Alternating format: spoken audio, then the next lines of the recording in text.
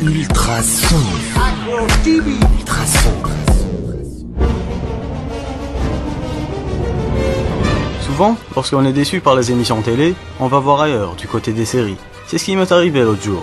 Je me suis mis à zapper avec une seule idée en tête, regarder une bonne série. Et je n'ai pas mis beaucoup de temps avant de tomber sur une série que j'aime particulièrement, Stargate SG-1. Salutations. Soyez les bienvenus sur Ori.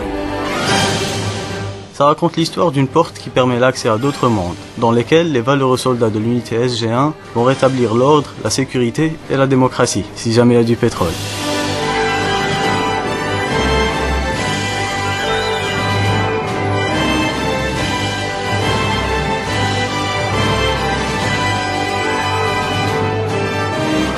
Les personnages de la série sont plutôt sympas.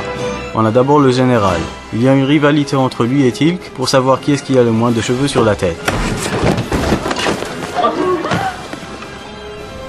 Dis-moi ce que tu sais. Teal'c est un Goa'uld qui a rejoint le clan des gentils, c'est-à-dire celui des terriens, qui en guise de remerciement ne se mettent pas à rire à chaque fois qu'il parle.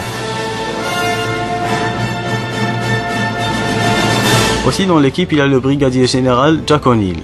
Du vrai pain rassis, dur à l'extérieur et encore plus à l'intérieur. Du moins, c'est ce qu'il laisse paraître. Il y a aussi Daniel et le lieutenant Samantha Carter. Mais ceux-là, ils sont pas très intéressants. Je vous en remercie de tout mon cœur. Je vous promets qu'on fera tout pour être digne de vous. Après avoir revu Stargate, j'ai voulu voir son extension, son spin-off, Stargate Atlantis. Et c'était une très mauvaise idée.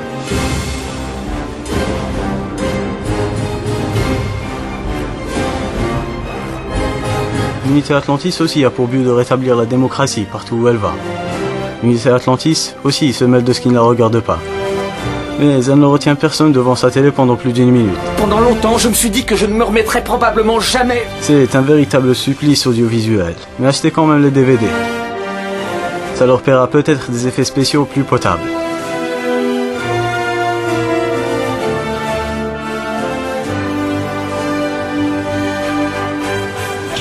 Acro TV. La télé comme vous ne l'avez jamais vue.